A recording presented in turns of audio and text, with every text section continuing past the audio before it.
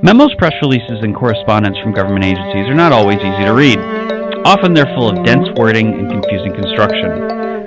Trying to read them will make your head throb. While this seems immaterial often, the confusion discourages citizens from dealing with government. It means small businesses might ignore correspondence, veterans may not get benefits, and they can make tax forms an unreadable mess.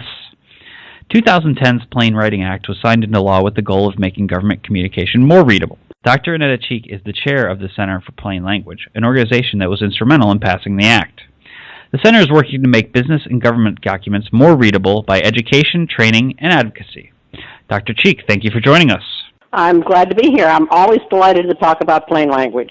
I'll ask the obvious question first. What exactly is plain language, and why is it so important?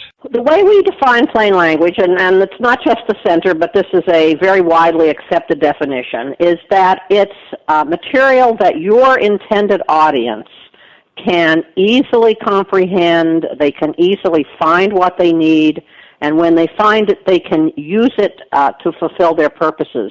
And a very important part of the definition is the intended audience piece. That means that plain language is not the same thing for every audience. What would be plain language for scientists at NASA is not the same as the plain language that you would use to write to the general Medicare population, even though some of those scientists would be in that population. So it's very important that people understand that we're talking about writing in the way that your audience needs you to write. It's a big distinction, obviously, the audience, as you mentioned. What exactly, for example, for a wide audience, does that mean talking down to them? What exactly does catering to an audience for example, the IRS or Medicare, for example, that reaches a much wider span? Right. No, it certainly doesn't mean talking down to them, because that's something that puts an audience off, and that would make your writing less effective. And plain language is all about writing effectively so that both you and your audience can get their goals achieved. So it doesn't mean any specific writing techniques. Now, we do teach what we call guidelines for writing clearly, but really the only way to be sure that your particular document is plain language for your intended audience is to test it. Now, obviously, you can't go around testing every single thing that you write, but if you're a federal agency, for example, and you're developing a letter or a form that's going to go out to hundreds of thousands of people, it's silly not to test it on a small sample of your intended audience before you send it out to all of those hundreds of thousands, because if there's something in there that they don't understand, that's going to cause them problems, and it's going to cause you problems, because they're going to be calling you up, or they're going to be filling out the form wrong, or they're going to decide to ignore it because it's too difficult. So it really makes your writing ineffective if you haven't written that way to your audience. What sort of testing is necessary? Does it mean sort of a focus group? Does that mean running it through a Microsoft Word algorithm, something like that? Well, any kind of testing is better than no testing, but focus group testing normally gets you, that's something you do fairly early in the life of a document to just sort of test general principles.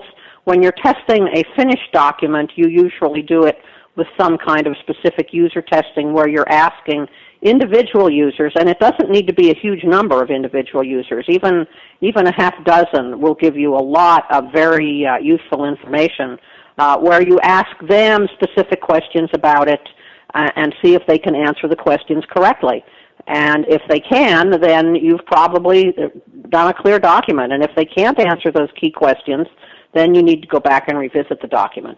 Over the course of testing, and similarly with citizens or the intended audience, what is the biggest issue that makes things difficult? Is it legalese? Is it wordiness? Is it jargon? Yes, all of the above. Actually, I was a Fed for 25 years, so I've seen a lot of federal writing. I think long sentences where you can't really find the subject, verb, and predicate because there's so much other stuff in there. That's a problem. Jargon is certainly a problem. You know, we talk about good jargon and bad jargon, and good jargon is what you use inside a group to facilitate communication with other people who share your expertise and your interests. But then that becomes bad jargon when you start using that outside of the knowledgeable group and you use it with some other audience that has no clue what you're talking about, but you're so used to using those words that you don't stop and think, hey, Joe down the hall understands this, but my end user here probably doesn't know these technical words. Abbreviations are a big issue. People complain bitterly about abbreviations because that makes your document into a research project for people where they have to keep looking things up. And certainly legalese is always a problem, and it's always annoying, and it's almost always unnecessary. Where do we lay the blame for this sort of thing? Is it Congress in writing regulations? Is it agency heads? Is it just every person trying to sound smarter than they are? Well, it's all of those things, and it's really the culture of a bureaucracy that so far bureaucracies write not for their intended user, but for the guy down the hall, for their supervisor, for their attorney. A lot of regulations and regulatory preambles are written for judges just in case someone sues you on that reg. And very rarely do government writers and even other bureaucratic writers stop to think about, well, who's really going to read this in the long run and can they understand it? And, people in bureaucracies are pressured for time. The government, I know, is struggling to do the same, if not more, with less and less. And it's just easier to pull out what somebody did 5 years ago or 2 years ago and update it a little bit and change the date, rather than sitting back and thinking, did this document really do the job? Did anybody read it? Did anybody care about it? Is it just too complex? It's hard to find the time to take something like that and start over and do a really good job on it. Representative Bruce Bailey wrote a piece for us, actually, about plain language, and he mentioned the cost of of confusing language. Yeah, unclear language. What are the costs? What are some examples of the costs? I've sort of mentioned them before. If you, as a federal agency, put something out there that your audience doesn't understand, it's not going to get the job done. So you're going to have to do the job again, either because people are calling you because they don't understand, because people are filling the forms out wrong, and they're making a lot of errors, and you have to go back to them to get the errors corrected, because it's so complex that your own staff takes longer than they should to process the document when it comes back.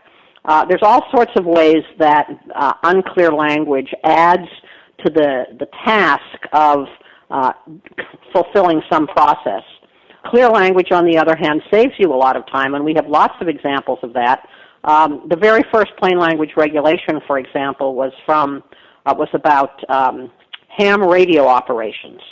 And there were 5 people assigned by the agency to answer questions about ham radio operations. They redid the regulation into plain language, and the calls fell off so much that all 5 people were moved to other jobs because they didn't need anybody explaining it anymore. The Center also puts out a report card. Can you explain how the grading is done and report card in general? Starting last year, we've been grading agencies on their implementation of the Act.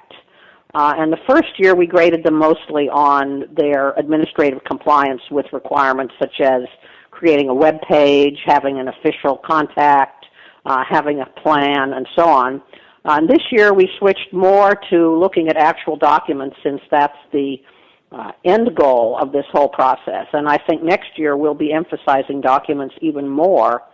And I do think it's having an effect because agencies are calling, asking what they can do to do better, and there was a great deal of anxiety before the report card came out about, when is it coming out, because people were worrying about their grades. So I think it's becoming an effective tool to encourage agencies to use plain language, and the Center is happy to talk to agencies about what they can do to do better. On the report card, there's the two designations, the 2 grades. Right. Some agencies have relatively large discrepancies in there, looking specifically at NASA and the EPA, right, which are scientific organizations. Some agencies have been relatively diligent about complying with the letter of the law. But at the same time, the change hasn't reached very far down into the agency, and they haven't really started writing their documents as clearly as they should. On the other hand, there are some agencies where there was already the beginnings of a shift in the culture toward plain language down in the offices that actually write documents that end up with the public. But the top levels weren't paying any attention to the law and therefore weren't in administrative compliance. So it doesn't really surprise me. I've been in both kinds of agencies myself, and hopefully the report card will help bring those scores closer together and higher. In the case of Treasury, there's a F for compliance for the Act and a D for plain writing. It's Right. easy to point that at the IRS, but is some of that just the complexity of the financial system? I mean, it does affect everybody. You'd think those grades would be higher. Yes, and actually I think IRS got, as an individual agency, got a somewhat better grade. I don't remember all the details, and we did too many agencies for me to remember. Did better because IRS actually is trying hard, and they have a forms project where they've been redoing a lot of their letters, and a lot of the IRS material is actually quite good. But that's the only bright spot in Treasury. You can't find anything else in Treasury that's decent at all. So the other agencies pulled it down, and we only did 2 agencies per department because that's all the resources we had to throw at this. So yes, it's true that they have particularly complex material, but that just makes the burden on the agency it's a more significant burden to explain that clearly to the public. Some of the hurdles are mostly self-inflicted in the sense that they're not making it a priority? Absolutely.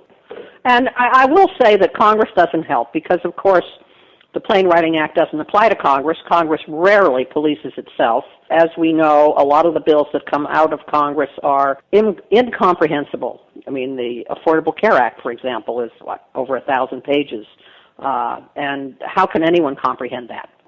So it would be very helpful in this fight to get clear communication to the public if Congress would clean up its act a little bit. But I'm not holding my breath for that. And the Clearmark Award winners, what makes the healthfinder.gov site so good? That was the website for public sector winner. Right, a couple years ago, and that's an excellent site. And I would say they did many rounds of user testing, and it's very easy to use. It's highly targeted. You can hone in on the information that's specific to your age and sex, and it's just wonderfully easy to use and has lots of wonderful information, and I highly recommend it to people. It's a great health resource. So they've paid attention to their audience and what their audience wanted and what their audience needed. There were no awards of distinction for the public sector category, but although the USDA's online plain language course did well, why is that? Because there was nothing that struck the center as high as other stuff? Right. Every now and then we'll find a category that we just don't think anything rises to the level of being a great model that we would like other people to follow. On the other hand, there are a lot of documents that come in just a little bit under that they've done a really good job, and it's greatly improved from what you would see before. The other side is the Wondermark Award. Yes, we really like the Wondermarks, and we'd really like everybody out there to submit a Wondermark. It doesn't cost anything to submit one, and those are the things that you wonder what on earth they were thinking when they produced this document or this website or this sign. Did they really think that they were communicating with people? Did they really want to communicate with people? It's just so bad that, it's sort of hard to believe. So you're wondering about it. That's why we call them the Wondermarks. And there's been some great ones. My all-time favorite is a little speed limit sign from a local school district that has about 6 different categories of time during which you have to obey this 15 miles per hour speed limit. And it's things like 7:42 to 8:07, 8:28 to 8:43, 9:01. It's really weird times, and there's about 6 of them posted on this speed limit sign. You would have an accident if you took the time to read all of those while you were driving. So, you really wonder, why on earth, what is this all about, and do they really think that this is helpful? Good to see that even local governments are messing around with citizens' yes. heads the same way that the federal government is. Thanks very much for being with us, Dr. Cheek. I really appreciate it. You're welcome. Glad to be here. Thanks for listening to the Excellence in Government podcast. Check us out on Twitter at GovExec or on the web at govexec.com. To subscribe, search iTunes or Stitcher for GovExec. A big thanks to our guest, Dr. Annetta Cheek from the Center for Plain Language, and to producers Kelly Martin and Mark Michelli. I'm Ross John Fortuny, and this has been the Excellence in Government podcast.